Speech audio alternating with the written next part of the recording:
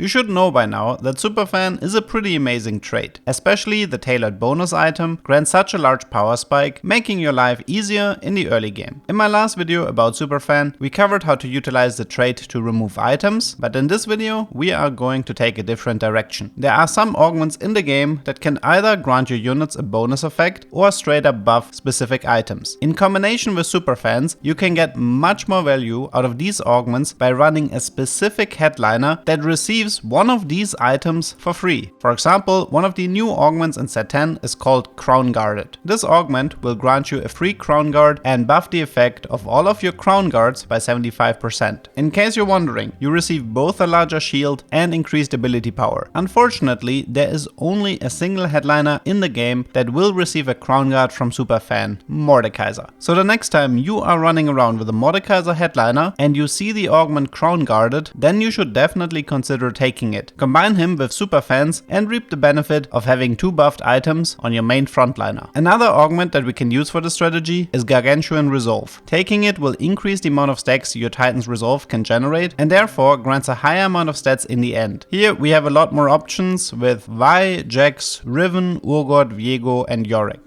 Urgot and Jax are moshas, so you already have some built-in synergy with Gnar, which makes it easy to fit them in. A potential setup could be based around 4 Mosha and 3 Superfan to have an easier time to get through the mid game. One of my favorite augments for the strategy is Idealism, but it works a bit differently compared to the previous examples. Putting multiple Hand of Justice on a single unit will not stack the effect. This means the goal should be to spread out the item to activate the effect on as many units as possible. Units that receive a Hosh are Evelynn, Katarina, Yone and Akali. You have some very strong choices here. You could think about running an Executioner setup with Akali or maybe just reroll Katarina 3-star with Crowd Divers. Something that is possible but not something I would really recommend is to use the augment a cut above. Same as Idealism, you can try to run 2 different units with Deathblade in the early game to maximize your chances at receiving bonus gold. The units with Deathblade as the headliner item are Corki, Kai'Sa, Twitch, Misfortune, Ezreal and Jhin. Since this is mainly an early game strategy, you definitely want to focus on low cost units like Corki or Twitch and use them to accelerate your economy. The last augment for this tech is called Fully Adapted, which grants every holder of Adaptive Helm both positional effects. Your unit choices are Lilia, Bard, Echo or Lux. Echo used to be the perfect candidate here since he would use all of the stats and had an easy time fitting in with the Superfans. Since his damage was massively nerfed and Lilia was recently hit as well, this has become a bit more difficult to pull off. There are also 2 more item enhancing augments that currently don't share an item with the Superfan trait. Not Today and Shock Treatment. At the moment there is no unit that will receive a free Edge of Night or Static Shift. There is a chance this might change in the future, but at least for now there is no synergy to be found. Which one do you think could prove to be the most useful? Let me know in the comments. I hope you learned something and see you next time.